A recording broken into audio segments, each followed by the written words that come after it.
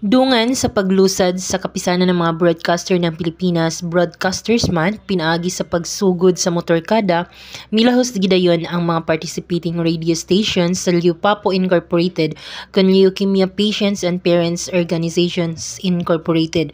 Bitbit ang mga hinabang alang sa mga pasyente, sama sa biskwit sinako nga bugas, kinarton nga mineral water tray sa itlog ug cash, gitunol sa KBPCDO and Miss or Chapter Chairman nga si Mr. Ronnie Waniwan ang mga dalang tabang. Napag gikan ni sa bunga kini sa pagkamot sa passing katabang ng bisan ng kamay. So, i-election sa kanan sa PDP na ang among ginagmay na gasa o gamay na kwarta sa pamasing katabang.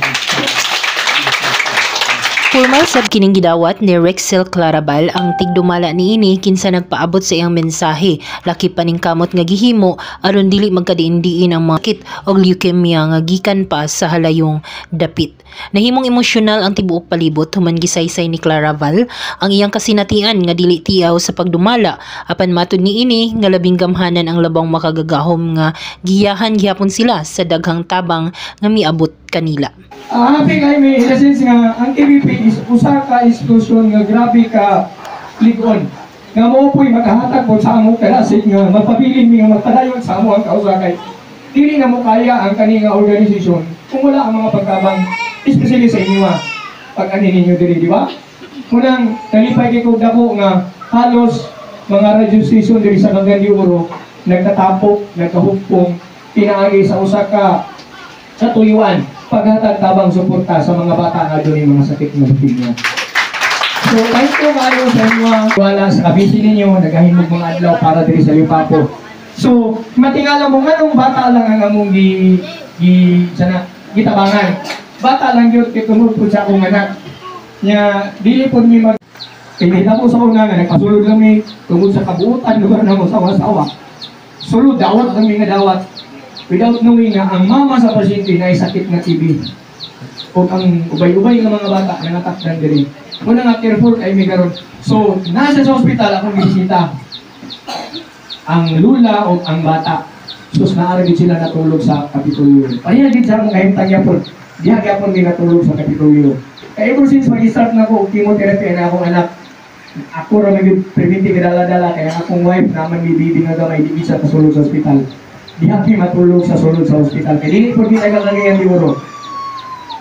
At the same time, gikasapan mi kaya tulog na sa pato, dito may nakatulog sa morgue.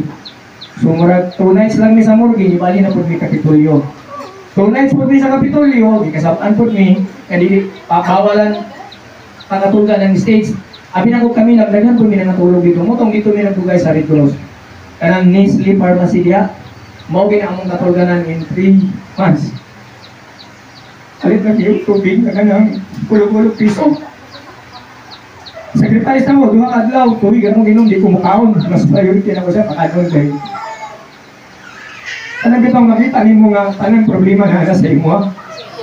Makaingon kung sa akong kaugalingon nga, ayaw ko babakanin ko. Positive lang mangubong nga pagkatao. Dili ko mapakita sa mga anak, galoy ako. Pinapayuban nga mga ginikanin, kagapangayon na akong tabang nga. Hindi na kayo dun sa pero ambot nga nung matabangan ako sila. Sabi na na mamatay. Pangitangan ako ng plywood para magpabuhat ko glumon. Gani, pasalamat mi, January, February, March, April 1, 4 months, wala mi naman tenderi. Pero naay mga bata nga kanang wala na nag-imo pero nibalik sila tungod kay nag-bleeding ang bata. Namatay yung bihaya po na mo din. At umiyaging adlaw. Pagkabantay ato, gihatod na mo sa iligan.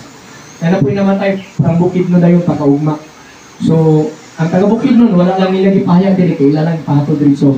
So, ilubong sa lunis ang isa sa sunod adlaw na po.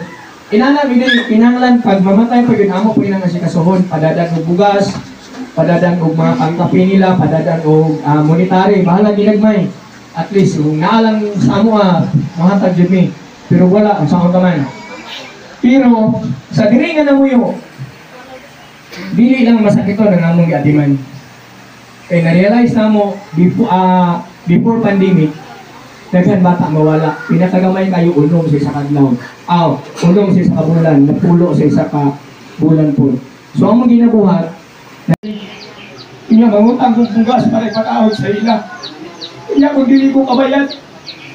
Ngunit mo nga ma'am, pasensya mo, di sa mubay ka rin na si Mana kay namatyan ni bata. Upagod ka nga, wako'y labot, namatyan ka, importante bayarin mo. So, tungod ato, na-discourage ko. Ingon ko nga, ako rin undangon. Pili man taas bigado. Nganong naghimot at ingunani, pero na-realize ko na ako sa akong anak. Nga akong anak, sa tanan bata nga nag-undergo treatment of chemotherapy. Only siya nga bata nga nag-chemo nga nag-zero ang iyang ANC, ang iyang appropriate neutrophil count. O nag-zero po, o nag-bilateral po din yan. Nag-bilateral po din yan pneumonia. Meaning, ang iyang duha ka bata po sa plema. Pero good thing, gitagalan sa doktor isa na adlaw. Tungod atong iyang ibati, zero yung appropriate neutrophil count, dayon nag-bilateral yung pneumonia. Pero kaloy sa Ginoo antil karon ako anak nga pa, buhay pa. Igamit siya ng instrumento para sa mga bata nga natin.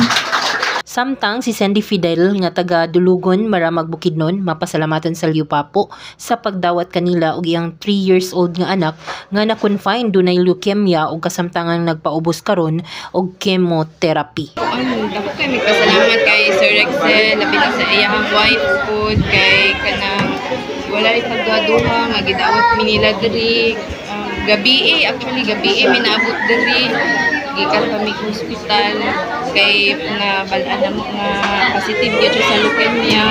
So salamat kami sa ilaha kay kung wala ko ang Liupapo wala mi kabalo kung mi nagpuyo dai nato mi mo saka ato kay put na unaon Nasa Monday ka. Taga Dulugon Maramag Bukidnon. Then diri libre mi tanan. Wala ko ang Liupapo mag-abang mi dako magbayad pa mi kada bulan ano pang pagkaon. So na siya check up every week ano pa man. Nagpaabot sab sa iyang mensahe si Wild FM Station Manager Tito Monterde ug naghatag og prayer over ngadto sa mga pasyente. Gipasalig sa KBP nga sa matag kalihukan nga himuon, prioridad na kanunay ang Liupapo nga mahimong benepisyaryo. Butang nga labihan gipasalamatan og maayo sa mga cancer patients, leukemia patients ug ingon man sa mga nagdumala niini.